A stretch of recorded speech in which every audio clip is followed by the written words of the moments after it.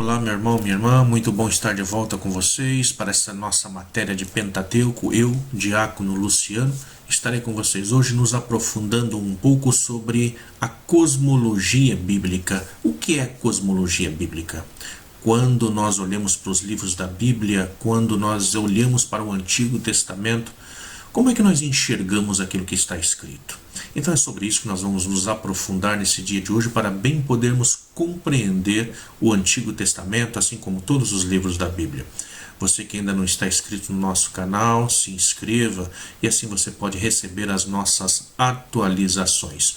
Logo abaixo na descrição do vídeo tem também os vídeos anteriores que foram postados para que você possa também estar assistindo e assim acompanhando a esse grupo que está conosco. Sem mais delongas, vamos ao nosso assunto de hoje.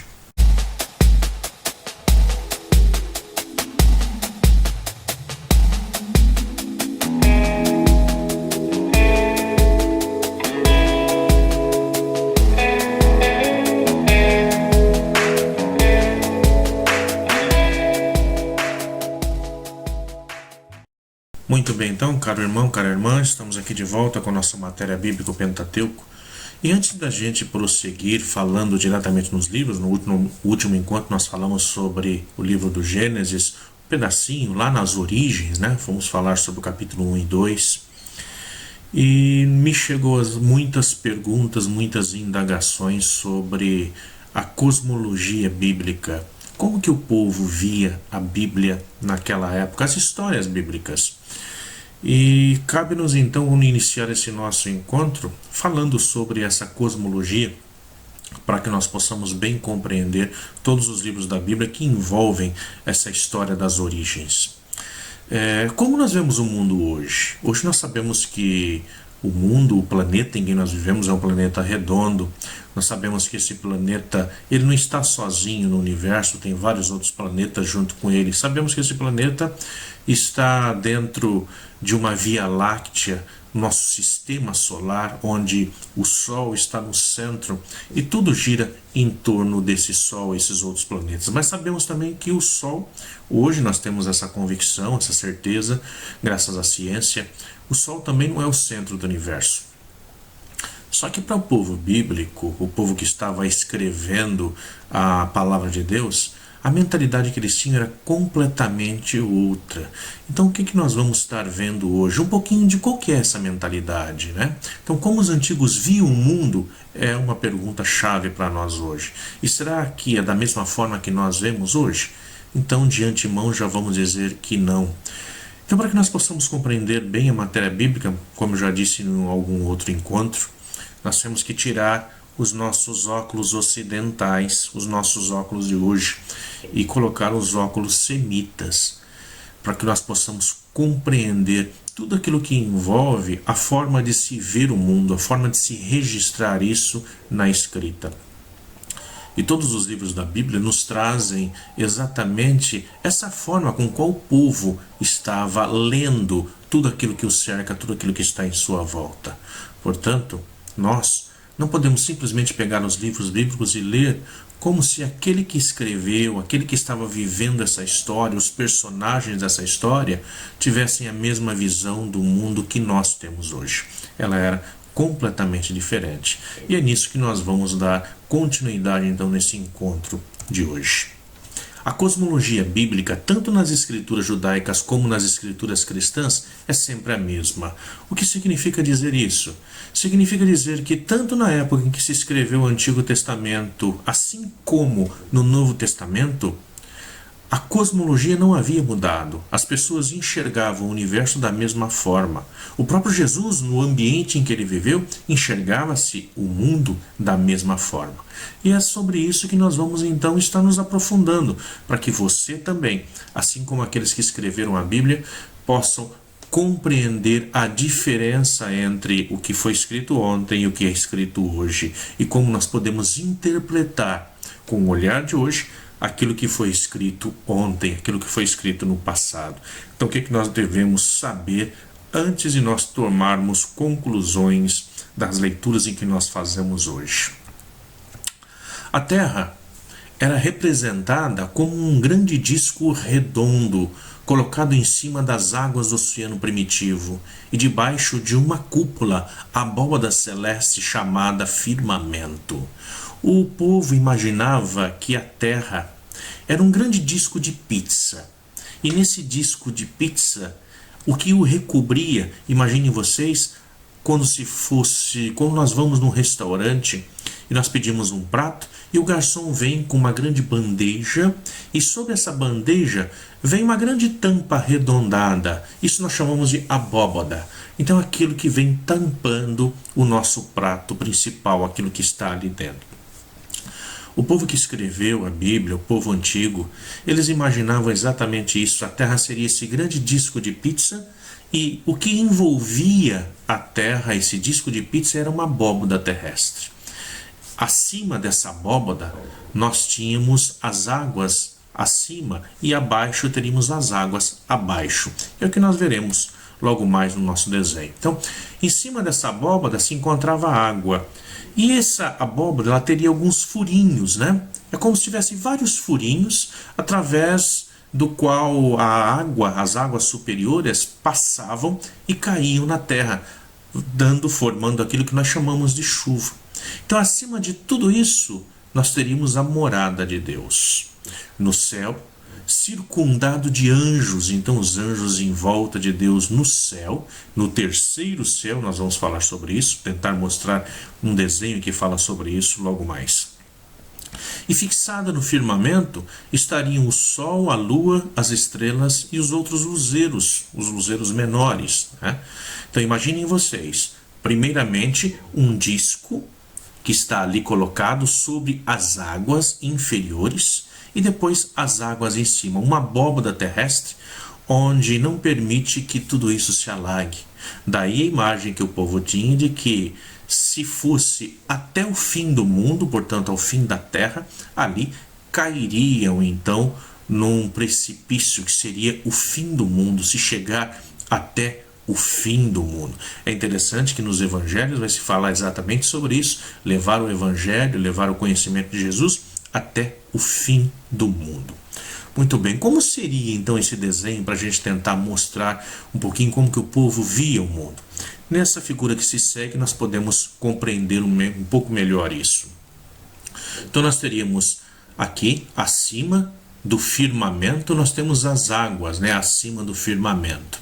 Depois aqui seria o firmamento onde nós temos o sol, temos a lua, então os dois grandes luzeiros aí que dividem o dia e a noite. Aqui teríamos a atmosfera, onde está o ar que nos cerca, né? E aqui, esse pontinho, a terra seca, onde nós temos aqui as árvores. Então, aquela ideia de que eu poderia chegar até aqui e despencar no mar, despencar no precipício, né? Ou eu poderia ir até o final dos mares, e o que teria no final dos mares? Eu chegaria ao nada. Então, eu cairia fora desse grande disco que nos cerca. E depois abaixo, teria as águas abaixo do firmamento. Então essa era a visão bíblica, a cosmovisão bíblica, né? Então debaixo da terra ou debaixo do oceano primitivo, a imaginação colocava ainda o que nós chamamos de Sheol, ou podemos traduzir uma outra palavra um pouco mais bonita, né? Mansão dos mortos, onde hoje vai se utilizar o termo inferno. O povo bíblico não estava pensando em Sheol como inferno, como nós pensamos hoje, como um lugar onde nós temos fogo, onde nós temos ranger de dentes, mas sim como um lugar embaixo da terra. Então, a mansão chamada Grande Mansão dos Mortos. Além de Deus e dos anjos, o mundo era povoado por forças malignas que procuraram igualmente influenciar os humanos. Então acreditava-se que existiam as grandes feras do oceano, existiriam os grandes monstros e que a todo momento essas forças lutavam contra as forças do bem. Então essa era a visão bíblica aí, portanto, para essa época. No próximo desenho que nós vamos ver, dá para a gente ter uma noção melhor disso que nós estamos falando. E é interessante, antes de passar para esse desenho, nós notarmos, quando nós pegamos o Evangelho de Mateus, nós vemos Mateus frequentemente utilizando o termo reino dos céus. Uma pergunta que eu já te faço de antemão: quantos céus existem? Na nossa mentalidade hoje, nós vamos dizer, existe um só céu. Só que na mentalidade bíblica, para aqueles que estão escrevendo a Bíblia, também na época de Jesus, se pensava em 3 céus. 3 céus e não apenas um. Por isso Mateus vai utilizar o termo sempre reino dos céus. Vamos tentar verificar isso nesse desenho que segue. Então nós temos aqui, sendo apresentada para vocês, aqui a cosmovisão então do povo da Bíblia, né? Nós teríamos, portanto, aqui um primeiro céu. E do que se trata esse primeiro céu? Esse primeiro céu, onde está aqui o ar que nós respiramos, é onde estariam os pássaros que voam sobre os céus e que nós podemos enxergar. Acima desses céus, no segundo céu, né, lá no firmamento, nós teríamos lá as estrelas, o sol, a lua, os luzeiros, tudo aquilo que define para nós o dia e a noite. Um pouco acima desse, nós teríamos aí, portanto, então, as nuvens, as águas superiores, que de vez em quando se abrem para que as águas possam cair e então irrigar a terra. E nós teríamos depois, então, desse céu, desse segundo céu, nós teríamos o terceiro céu. E no terceiro céu, o que nós temos? A morada de Deus.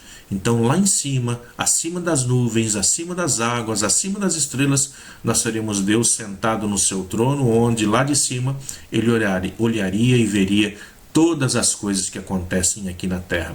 E de vez em quando Deus saía para dar uma volta, saía para ver o que acontece aqui. E como que nós não o veríamos então?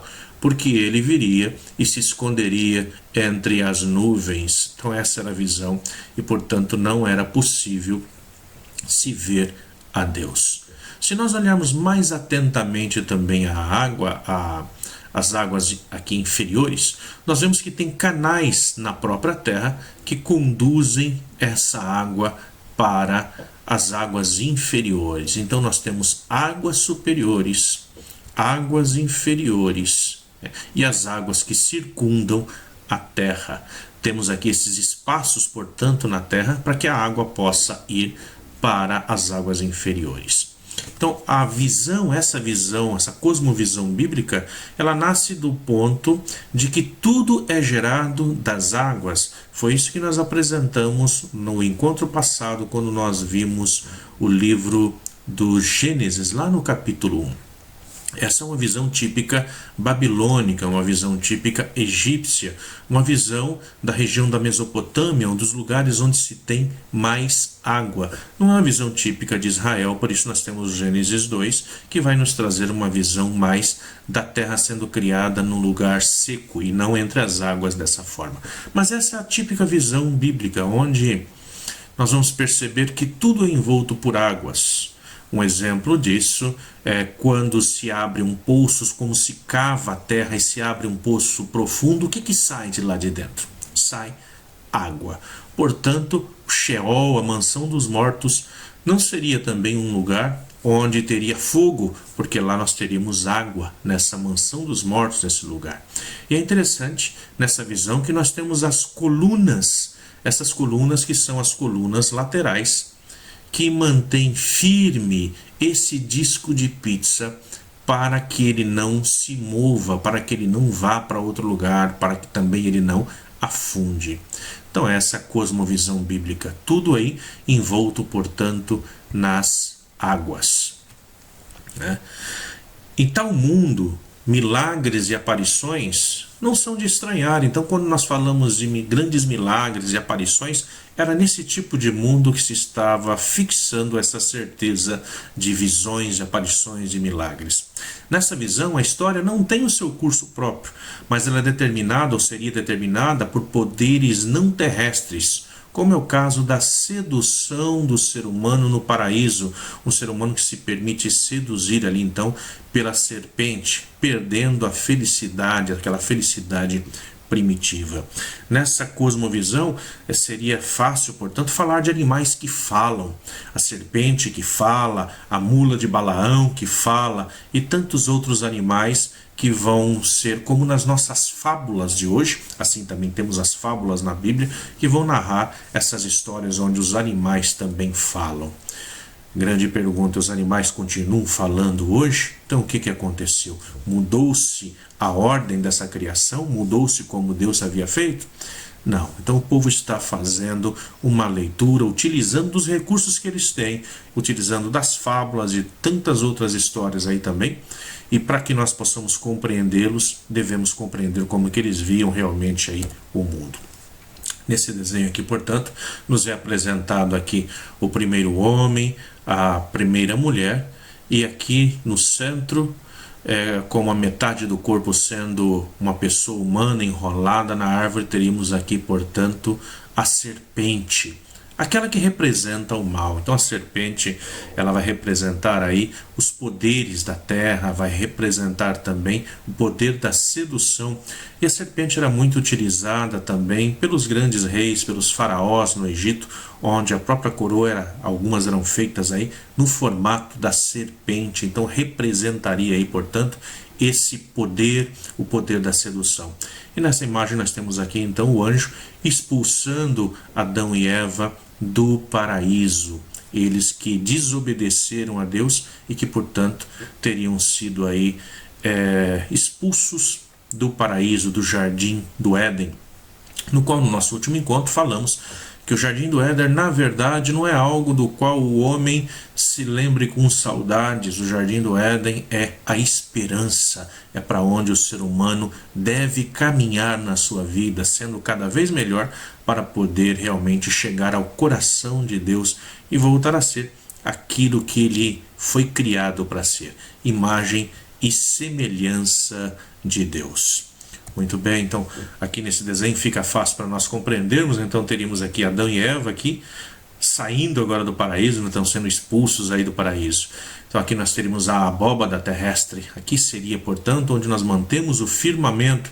Acima de tudo isso, o olho de Deus, Deus que tudo vê. E aqui abaixo, então, das águas inferiores, os fundamentos de toda a criação, onde Deus havia construído, firmado, portanto, tudo isso, toda a sua criação. É interessante ressaltar que durante muito tempo reinou a convicção de que a cosmologia bíblica ela pertencia à essência da revelação e que, portanto, não deveria ser refutada, mas devia ser aceita como algo realmente fiel. Ou seja, se alguém dissesse que isso não está certo, que não era essa a ordem da criação, essa pessoa podia ser condenada à morte. Então essa foi a interpretação que reinou durante muitos séculos, durante muitos anos. Foi essa opinião que levou os consultores do Santo Ofício, em 1616, a declararem herética a tese de Galileu Galilei, que afirmava ser o Sol o centro imóvel do mundo. Então vejam vocês só. Em 1616 ainda se tinha essa convicção. Em 1616, depois da descoberta do Brasil, ainda se acreditava que a Terra era um disco chato, um disco de pizza, onde a Terra estava no centro do universo. Então essa era a mentalidade que se tinha. Então não muito tempo fora da nossa época. Ainda hoje, muitas pessoas acreditam que a Terra é plana, é chata e não redonda como se afirma a nossa ciência, né? Então aqui nós temos aqui um mapa do nosso sistema, como seria, como que o povo imaginava. Então nós teríamos aqui a Terra, o planeta Terra no centro, onde todos os outros planetas, inclusive o Sol, giravam em torno da Terra. Acreditava-se que por o Jardim do Éden estar aqui, então a Terra seria o centro do universo. Galileu Galilei que vai chegar então com a tese dizendo que não, que é o Sol que estaria ao centro do universo e não a Terra. Hoje nós sabemos que nenhum nem outro está no centro, né? Nem mesmo o Sol é o centro do universo, mas é o centro aqui, portanto, podemos dizer, da nossa galáxia, onde os nossos planetas, os planetas irmãos aqui, giram em torno do Sol. Chegando então aqui quase ao final já dessa nossa apresentação de hoje, nós temos aqui um pequeno desenho onde nos apresenta também de uma outra forma algumas passagens bíblicas. Passagens bíblicas essas que vão nos dizer aí, nos falar sobre a terra, como que o povo imaginava a terra. Então imaginem vocês, lá no livro de Jó, no capítulo 9, versículo 7, está dizendo assim: dá ordens ao sol, e ele não nascerá, o que sela as estrelas. Ou seja, é possível parar o sol. Então vejam só, aqui está o sol. Então aqui o sol ele estaria nessa posição morrendo, para depois, do outro dia, ele nascer de novo. E em Isaías 40, 22 vai se dizer: e ele, o que está assentado sob o círculo da terra. Então essa é a imagem que está presente lá. Onde que estaria Deus? Assentado sob o círculo da terra. Aqui nós temos o círculo da terra e Deus estaria, portanto, acima, sentado no seu trono.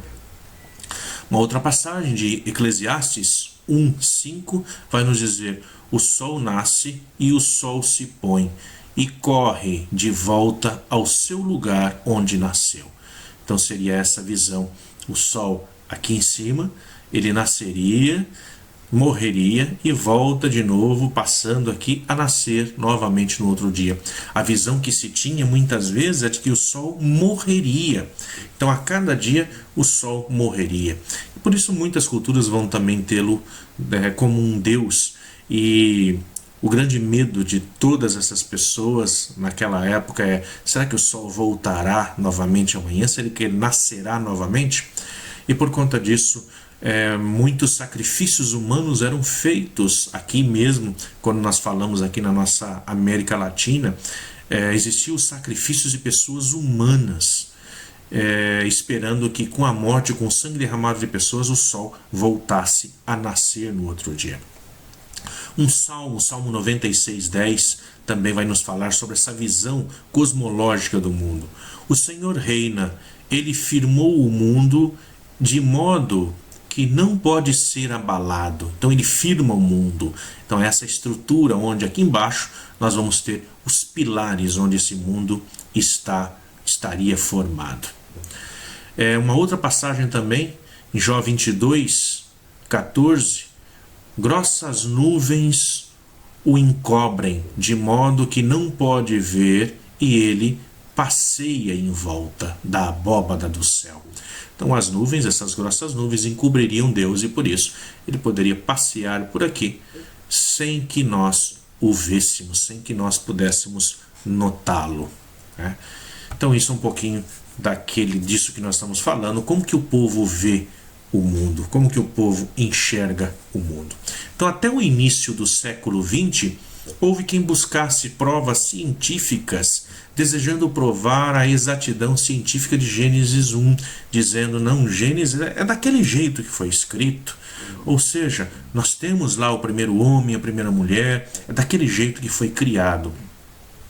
Enquanto que hoje a igreja não tem essa discussão com a ciência para dizer que o ser humano ele não evoluiu, ou que o ser humano tivesse sido criado em 7 dias, como vai nos dizer o capítulo 1 de Gênesis. E uma das coisas que nós deixamos passar, talvez no nosso último encontro, é que nós não falamos sobre isso.